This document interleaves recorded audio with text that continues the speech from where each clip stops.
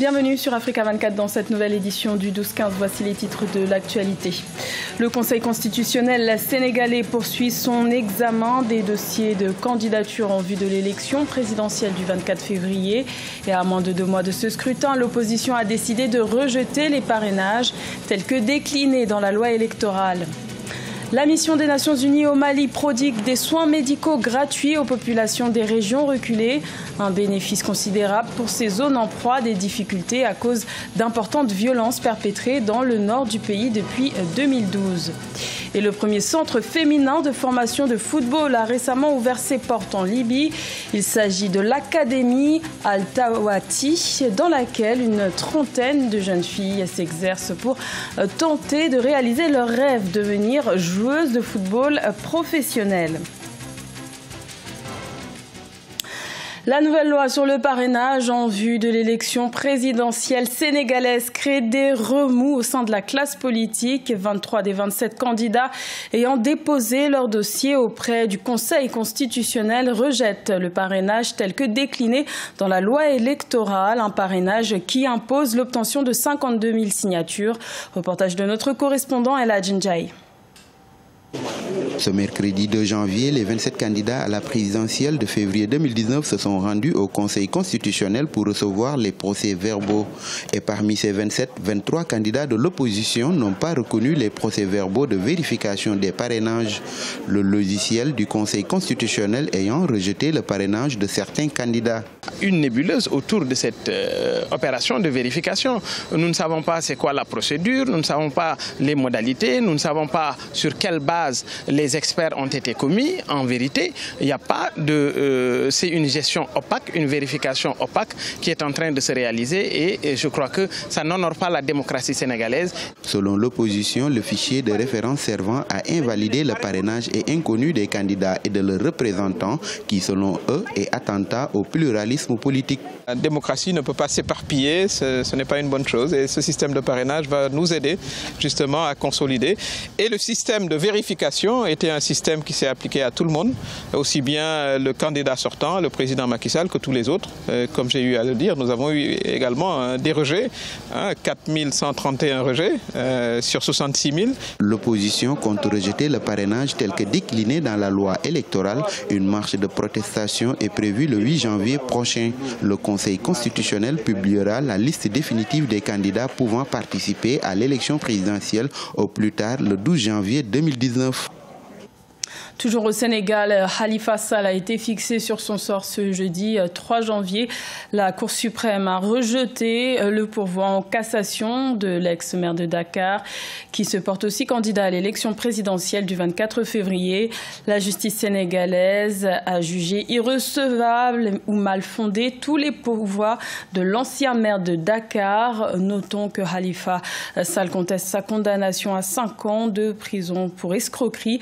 Sa défense a déjà annoncé son intention d'introduire un ultime recours. Également dans l'actualité au Tchad, les élections législatives et communales se tiendront avant la fin du premier semestre 2019. C'est ce qu'a annoncé le président Idriss Déby Itno le 31 décembre lors de ses vœux de nouvel an à la nation. Le chef de l'État espère obtenir 30 milliards de francs CFA auprès de la communauté internationale pour la tenue de ces élections repoussées à plusieurs reprises depuis 2 ans. Au Mali, un village Peul situé au centre du pays a été la cible d'une attaque le jour du Nouvel An. 37 personnes ont perdu la vie. Pourtant, en lançant le programme désarmement, démobilisation et réinsertion, le gouvernement espérait réduire les violences intercommunautaires qui ont fait plus de 500 victimes en 2018 selon l'ONU. Cheikh Omar Bendaogo. Début d'année meurtrier pour les populations du centre du Mali. Au matin du 1er janvier 2019, le village Peul de Koulogon, dans le cercle de Bankas, région de Mopti, a fait l'objet d'une attaque coûtant la vie à 37 personnes. Selon le communiqué publié par le gouvernement, l'attaque a été menée par des hommes habillés en tenue de chasseurs traditionnels d'Ozo. Aujourd'hui, les conflits entre les Peul et le Koulogon aujourd'hui, le véritable problème aujourd'hui est dû à une absence, une trop présence de l'État. Parce que vous verrez que les populations reprochent à l'État d'être trop proche des autres combattants, notamment des combattants, notamment des chercheurs d'Ozo. Cette nouvelle attaque intervient moins de 10 jours après la date annoncée du début du processus de désarmement, démobilisation et réintégration DDR afin de parvenir à mettre fin aux violences. Une annonce qui avait déjà laissé sceptiques les analystes. Ces derniers estimaient que les conditions n'étaient pas réunies pour un DDR. Les préalables du DDR sont réunis puisque le gouvernement est en train d'organiser des rencontres intercommunautaires, des échanges féconds entre les différents leaders de communautés pour que les uns et les autres comprennent que nous n'avons d'autre choix que de travailler main dans la main pour amener la paix. Fort heureusement, ce message est compris et tous les leaders des différentes communautés sont engagés dans ce combat. Outre les 37 morts enregistrés, le bilan fait état de plusieurs blessés et de nombreuses habitations incendiées. Ce premier bilan de l'année 2019 vient à la suite d'un précédent faisant état de 500 morts civiles dans le pays en 2018 liées aux violences intercommunautaires et aux exactions des groupes terroristes. Ces violences attestées dans plusieurs zones du territoire malien ont conduit les casques bleus des Nations Unies à déployer un programme sanitaire pour offrir des soins médicaux gratuits aux populations. Une aide apportée par la MINUSMA, présente au Mali depuis avril 2013 pour répondre aux besoins humanitaires des régions en difficulté et celles les plus reculées. Siamlo Victoria Sedji.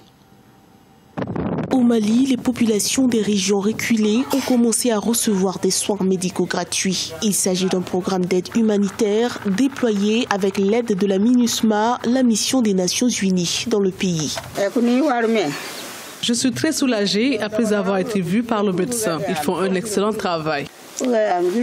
Comme on n'a pas malheureusement tout l'arsenal thérapeutique nécessaire, on fait de notre mieux pour remédier à certaines pathologies. Toutefois, l'offre médicale ne couvre pas tous les besoins médicaux des populations. L'état de santé fragile des personnes âgées nécessite des soins beaucoup plus importants. C'est les personnes âgées, surtout des pathologies articulaires, chroniques, arthrose, parfois des cas d'arthrite et surtout des problèmes oculaires. Malheureusement, pour ces problèmes oculaires, ce sont des pathologies pour lesquelles on ne peut pas remédier, nous, à notre niveau, avec nos moyens. Donc, ce sont des pathologies comme cataracte, glaucome, etc. Bon, comme diagnostic clinique, peut-être qu'il faut la paraclinique pour confirmer. Mais a priori, ce sont des pathologies qui nécessitent une démarche beaucoup plus rigoureuse, beaucoup plus spécifiée. La situation sécuritaire dans certaines régions du Mali ne cesse de s'aggraver, ce en dépit des efforts du gouvernement pour lutter contre le terrorisme. Depuis 2012, le pays est en proie aux groupes armés ou terroristes, ainsi qu'à des violences intercommunautaires.